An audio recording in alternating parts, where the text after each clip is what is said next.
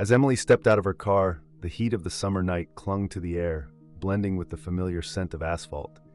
She reached for her bag, but just as she was about to close the door, a strange movement caught her eye. Inside, 3 pairs of glowing eyes were fixed on her, tiny and wide, unblinking in the dim light. Curled up together on the passenger seat were 3 little kittens, their fur messy and their small bodies trembling. A wave of confusion washed over Emily. How did they even get in there? And where could their mother be? She felt a lump in her throat and instinctively grabbed her phone, her fingers trembling as she dialed Jack's number. "Jack, I need help. They won't leave." In that moment, she understood it wasn't just defiance. Something invisible seemed to pull the kittens to that car. When I answered Emily's call, her voice revealed the mix of worry and confusion she felt. It's not every day that someone finds themselves with 3 stray kittens unwilling to leave their vehicle. I quickly grabbed my keys and set off, my mind racing with possibilities. Were the kittens abandoned? Did they have health issues we were unaware of? Or was something else at play? Arriving at Emily's apartment, I saw her crouched beside the open car door. Her gaze was fixed on the kittens as if they were holding a mystery she couldn't decipher. On the seat, Milo, the boldest, sat proudly with his little tail flicking nervously. Luna was tucked away in a corner, ears quivering at every sound, yet hesitating to leave. And Theo, the smallest, was curled up between them, breathing unevenly as if he felt overwhelmed. "They won't leave," Emily said softly as I approached. "I tried to pick them up, but they just squirm back inside like they're waiting for something." I knelt down to observe them closely. It was clear they weren't merely scared. They seemed tethered to that spot, as if something was binding them to the car itself. I reached out, and Milo responded with a sharp meow, warning me to keep my distance. That's when I noticed something unsettling. Claw marks scratched across the dashboard and a faint, lingering odor that made my stomach twist. This was no ordinary situation, and we were on the verge of uncovering what had happened. I shared a look with Emily and reached out again, moving slowly this time. Milo tensed but remained still, his small body trembling as his eyes darted between the dashboard and me. Their behavior conveyed a sense of purpose. They were more than just hiding. It felt like they were standing guard over something of importance. I turned back to Emily, curiosity lacing my voice. "Are you sure this is just your car?" As I glanced toward the narrow gap beneath the glove compartment, a sense of dread washed over me. Something beckoned from that dark space, something small and vulnerable. "Jack?" Emily whispered, her voice barely cutting through the thick silence. My heart raced as I reached out, my fingertips brushing against something warm and alive. I carefully pulled back, cradling a tiny kitten in my palm. Its fur felt cold against my skin, and its breaths were so shallow that I almost didn't believe it was still alive. The kittens that had initially drawn our attention shifted closer, pressing against my arm, a silent message echoing in their movements. They hadn't just been hiding, they had been waiting for their sibling to be found. Emily's eyes widened in shock as the realization hit her. "Oh my God, it was in the car this whole time?" Her voice trembled. I glanced at the fragile creature, assessing its condition. How long could it have been trapped there, forgotten and alone? Feeling a rush of urgency, I knew we needed to act fast. We need to warm it up, now. I wrapped the kitten gently in my hands, noticing its weak little body, a stark contrast to its more robust siblings.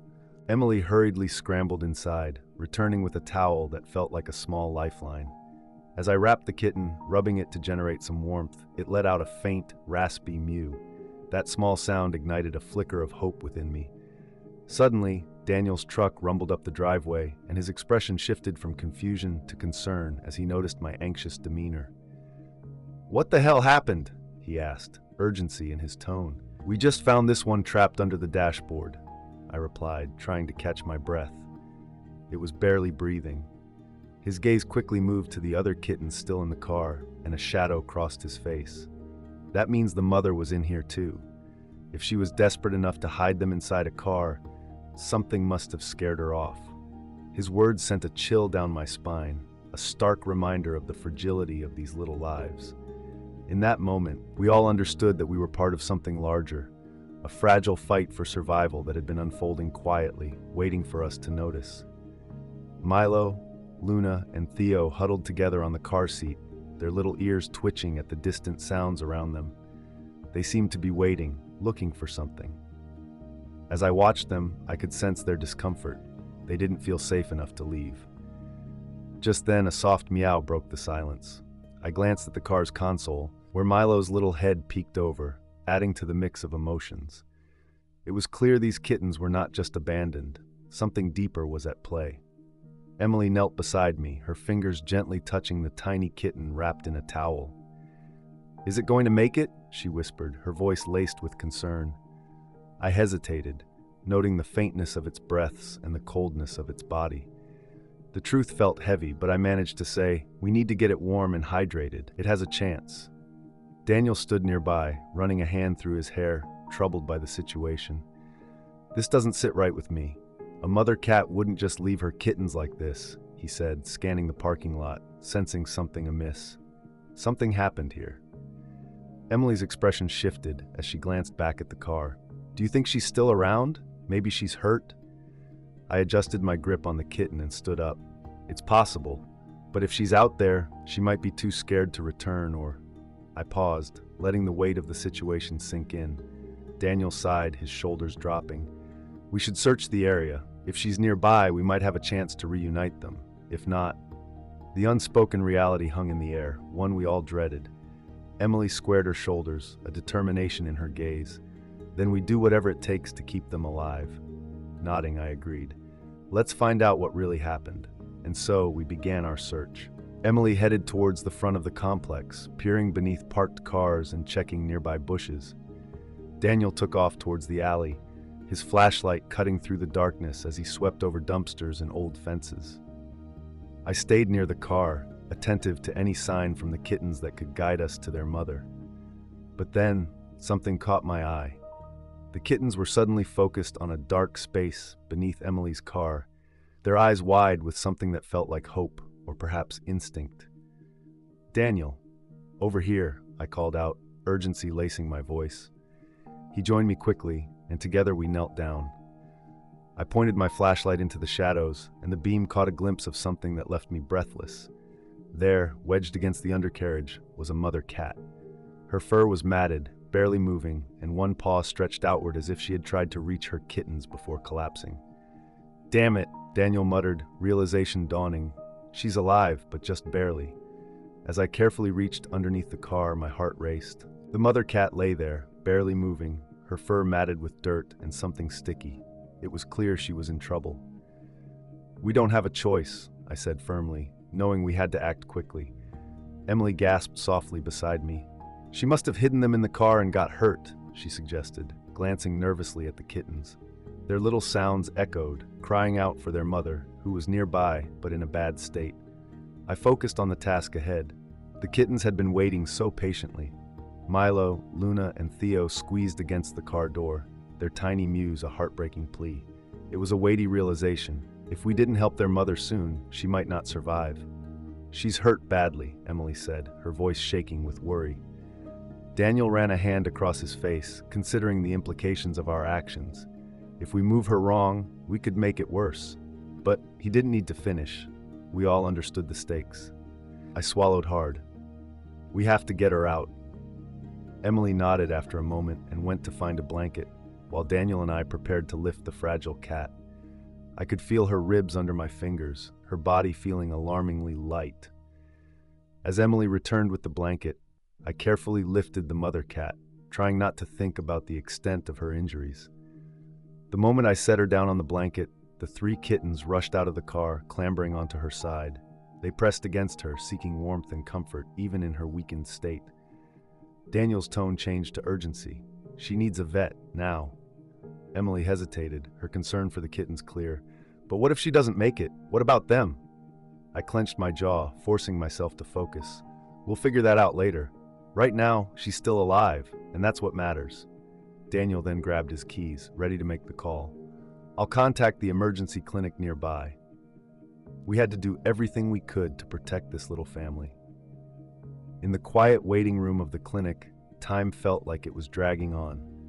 The three kittens, Milo, Luna, and Theo, clung together in a small carrier, their eyes wide with confusion. They had been through a lot already, not knowing where their mother was or what was happening to her. It was heartbreaking to see their little faces filled with expectation, waiting for her to return. Moments earlier, we had rushed into the clinic, the staff already prepared to help. I had carefully passed the fragile mother cat into their hands, feeling a mixture of relief and worry. The urgency of the situation hung in the air. We had saved her just in time, but a question lingered. Why had she chosen to hide her kittens in Emily's car? As Emily drove nervously, her focus was on the road and the way the world outside was getting darker. The flickering streetlights added to the tension. In the back seat, I held the mother cat wrapped in a blanket, her breath shallow and faint against my hands. Beside me, the kittens were silent, peering out through the bars of their carrier, their expressions reflecting an unspoken fear. Daniel was in the front seat, already in contact with the clinic about their condition. "Yeah, she's in bad shape. Looks like possible internal injuries," he spoke firmly, offering a lifeline of information as we raced against the clock. Moments felt like hours, and every second mattered. Emily, glancing back at me through the rearview mirror, asked the question weighing on all our minds. "They'll help her, right?" The uncertainty cast a shadow over everything. I met her gaze, trying to provide reassurance. "They'll do what they can." Once we arrived, the clinic staff quickly moved into action. I remember Emily leaning against the car, a mixture of disbelief and relief washing over her. "I can't believe they were just stuck in my car this whole time," she said softly. Daniel shook his head, the weight of reality sinking in. They would have died in there. The atmosphere was thick with what-ifs and the urgency of hope. We had done everything we could to help, but the waiting game was just beginning. Emily sat close beside me, her arms wrapped around herself as if trying to shield against the uncertainty. "She has to make it," she whispered, almost to herself, as we waited for news that seemed to take forever to arrive. As the kittens pressed eagerly against the bars of their carrier, one could sense their anticipation. After all, they had been waiting. Their little eyes seemed to search for something, someone. It became clear that they hadn't left the girl's car because they were hoping their mother would return. The reality, however, hung heavy in the air. It all depended on whether she would survive the night. Daniel had just come back from the front desk, his hand rubbing over his face in weariness. "They're working to stabilize her, but it's serious. Blood loss, dehydration, exhaustion. She could have been out there for days before we found her." His voice held an unsaid understanding, a shared acknowledgement of what was at stake. Emily stood nearby, her gaze fixed on the floor as if it could offer her answers. "And if she doesn't make it?" Her question echoed in the silence, met only by somber looks among us. The thought of the kittens as orphans was painful. We could provide food and warmth, but it wouldn't replace their mother.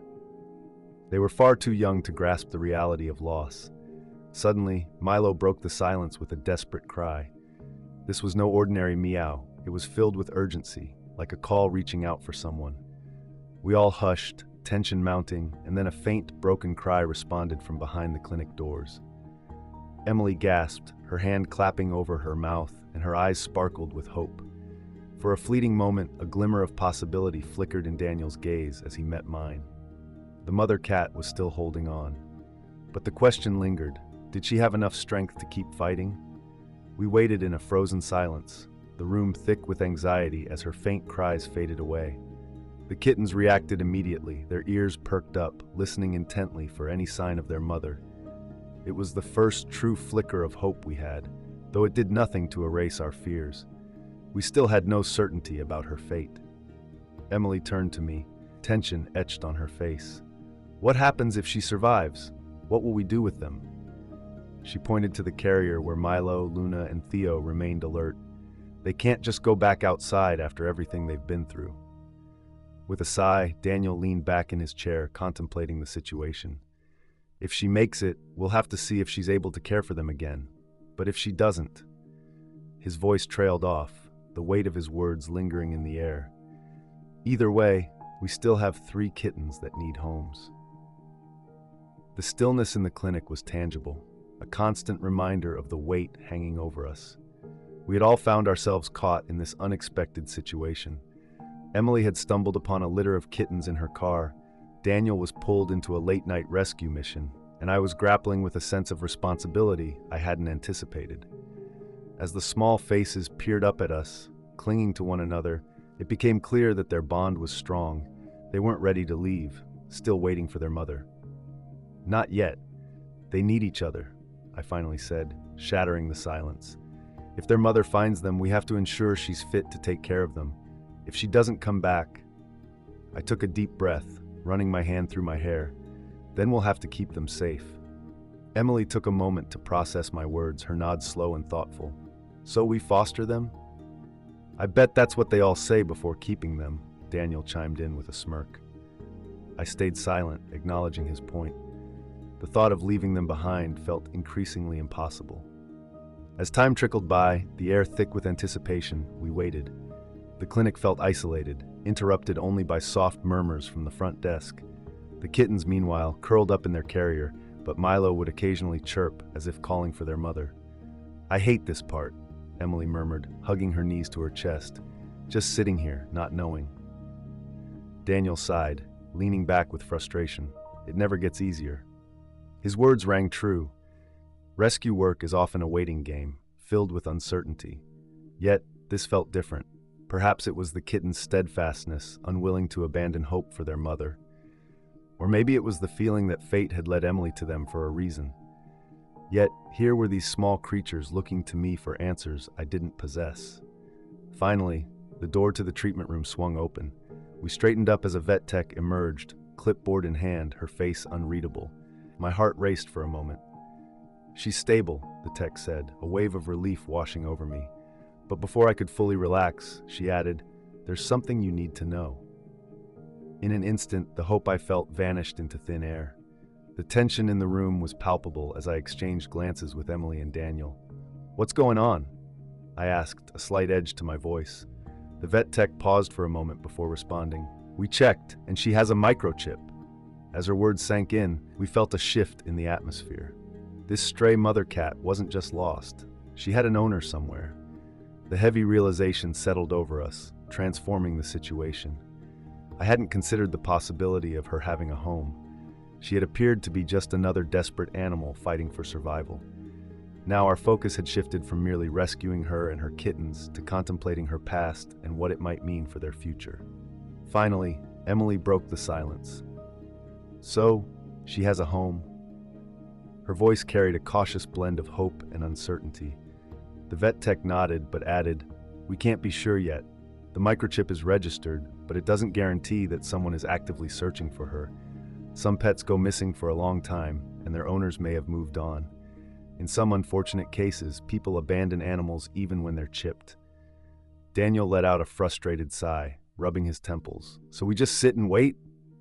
With a slight nod, the tech replied, "We've reached out to the owner, and if they respond, we'll let you know. For now, she needs rest. You can check on her tomorrow." As we left the clinic, the night air felt chillier, thick with unresolved emotions. The streetlights flickered above, casting elongated shadows on the pavement, and the city felt far away, overwhelmed by the weight of our newfound knowledge. Just hours before, our mission had been straightforward: save the mother and care for her kittens. Now, uncertainty clouded our thoughts. Emily stared at the ground, hugging herself. What if the owner wants her back? I hesitated, contemplating the question. It was hard to accept that just a short time ago, these cats had been strangers to us. The thought of potentially handing them over to someone who might not truly care, or who might have abandoned them, felt deeply unsettling. Noticing my expression, Daniel scoffed and shook his head. "You're already too attached." Maybe I was. But as I gazed at the kittens cuddled up in their carrier, their tiny bodies forming a tight cluster, it became clear that I wasn't alone in my feelings. They had already started to bond with us, and in that moment, it felt like we were their chosen family. As morning approached, the weight of uncertainty seemed heavier than ever. Thoughts consumed me, relentless images of 3 tiny kittens curled up on Emily's car seat, waiting for something that would never come. Their mother lay motionless beneath the car, her outstretched paw a silent testament to her struggle for them. I could still hear Milo's small voice crying out in the clinic, filled with longing, and the faint response of their mother, weak yet resolute. That instinct to hold on echoed in my mind, refusing to leave. I found myself pacing back and forth, unable to sleep, glancing at my phone repeatedly, hoping for updates. Anxiety gnawed at me as the minutes dragged on, amplifying the tension in my chest. We had done our part, rescued the kittens, kept them safe, and brought them to this clinic. Now the final decision lay in the hands of a stranger, someone we didn't know. Finally, the screen lit up with Daniel's message. Heading to the clinic, no news yet. Without a second thought, I snatched my keys and rushed out the door, desperation propelling me. When I arrived at the clinic, Emily was already seated in a plastic chair, holding a cold cup of coffee. Dark circles under her eyes betrayed her sleepless night. Our gaze met as I entered. "Anything?" she asked, her voice a mix of hope and dread. I shook my head. Nothing. The atmosphere felt even colder than the night before, infused with an unsettling mix of antiseptic and stale coffee. We were no longer just waiting for a medical update. We were on edge, fearing that everything we had done might end in vain. Suddenly, the vet tech who had been with us the night before stepped into the room. Her neutral expression and the clipboard clutched tightly against her chest sent a wave of anxiety through me. "The owner responded," she stated, her voice steady. "He's coming in today." The impact of her words hit me hard, like a punch to the stomach. I swallowed, trying to process what it meant. The mother cat had a home, or at least she used to. Emily straightened, gripping her coffee cup more tightly. "Did he say anything? Does he still want her?" The tech hesitated, choosing her words carefully. He sounded surprised, like he didn't even know she was missing. Her gaze shifted towards the back room where the cats were resting. "She's doing better, though. Still weak, but more responsive. The kittens seem calmer knowing she's close." The waiting room felt uncomfortably chilly, filled with a heavy silence.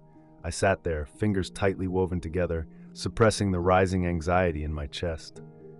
Emily, next to me, hadn't touched her coffee since the vet tech had stepped away. She was staring blankly at her cup, as if it held the answers we desperately sought.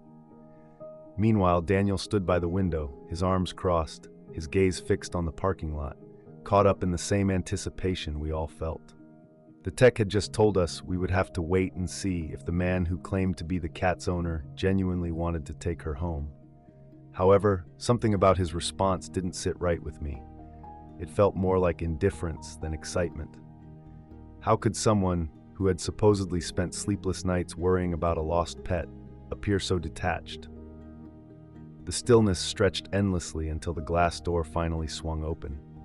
An older man walked in, neat and composed, with a demeanor that suggested he might have just exited a corporate meeting. His attire was tidy, and his expression remained neutral as his eyes scanned the room, landing eventually on the receptionist. Without hesitation, he approached the desk. I observed him closely, hoping to find a sign of emotion, perhaps worry or concern for the cat he claimed to have lost. But his voice was flat as he asked, "I got a call about a cat. Says she was found." Emily shot me a questioning look, her concern evident in the way her mouth tightened. I couldn't pull my gaze from the man. Something felt very off. There was a hollowness to his words that made my stomach churn. The receptionist responded promptly, nodding and directing him toward the back. "She's in recovery. The vet will be out in a moment to speak with you." His reaction was minimal, a simple sigh accompanied by a quick adjustment of his watch. Right. I guess I should take care of that.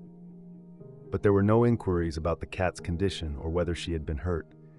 This didn't align with the emotions of someone who had lost a cherished pet. Instead, he seemed to be checking off another task on a list.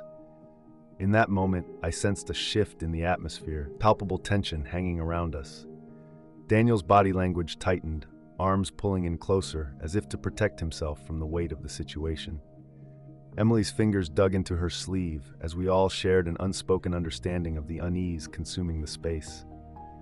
Minutes crawled by, leaving us with our thoughts until finally the vet appeared, holding a folder in hand. Emily let out a long breath, rubbing her hands over her face, trying to shake off the tension from the encounter. It was just moments before that the vet had asked a simple yet heavy question. "Do you want to take her home?" The man had made his choice, and it hadn't taken long for him to answer. The moment felt like it hung in the air, pregnant with unspoken emotions. He scratched his jaw thoughtfully before dismissing the idea with a shrug, saying, "Well, I haven't seen her in months. Figured she ran off. She's probably better off where she is." Those words sent a chill through the room. Emily's breath caught in her throat, and I clenched my fists so tightly that my nails pressed into my palms. It was hard to process that this was how little he valued her. The vet listened closely, her expression unreadable, but I could sense the weight of the situation. "Then we'll make arrangements for her and her kittens," she said, confirming what we all feared. As the man turned and walked out without a second glance, he didn't fight for her or even ask to see her one last time. It was like he had cut ties completely, muttering about needing to get back to work. The door closed with a finality that felt heavy. "There's nothing unbelievable about it," Daniel muttered, shaking his head. I felt a mixture of relief and anger crashing over me. The man may have walked away, but I kept thinking about the mother cat. She had already found her real home with us, and we had made a silent promise to protect her. The weight of the moment settled around us, and for a moment I didn't feel victorious. Instead, an unsettling realization came crashing down. The mother cat had never truly been lost. She had been left behind. It dawned on me how fiercely she had fought for her kittens, doing everything in her power to protect them, even as her own strength waned. The person meant to care for her had moved on without a second thought. It made my stomach turn, but it also clarified something crucial. "She's not going anywhere," I murmured, breaking the thick silence that hung between us. As we entered the recovery room, I placed the carrier on the floor, careful not to startle the mother cat who lay wrapped in a soft blanket. Her breathing was stronger than before, a sign of her gradual recovery. Instinctively, the kittens sensed her presence. Their little heads popped up, eager for connection. It was then that I unlatched the carrier, and Milo was the first to rush out, chirping with urgency as he made his way to his mother. He was quickly joined by Luna and Theo, who nestled close to her, their eyes filled with relief. She was finally here, and she wasn't going anywhere this time. Emily watched with a soft smile, her eyes glistening with emotion. "They waited for her, and she waited for them," she commented, capturing the moment's essence. Daniel, still processing the situation, shook his head lightly. "Guess we're fostering, huh?" He didn't seem surprised. As I took in the scene, the small family finally united and safe, I felt a sense of certainty begin to take root within me. Previously, I'd thought of fostering as a responsibility, but now it seemed like a choice made for us. They had picked us just as much as we had chosen to help them, and I felt a pull to embrace the connection. Rescuing animals isn't just about shielding them from harm. It's about providing the love and stability they often lack after being let down by the world. Have you ever thought about fostering or adopting? There are so many animals in need, waiting for someone to offer them a fresh start. You could be the one to change their lives for the better. If this story resonated with you, consider sharing it. By spreading awareness about abandoned animals and the importance of second chances, you can help encourage compassion. And if you want to hear more rescue stories, remember to subscribe, because each saved life is a narrative worth celebrating.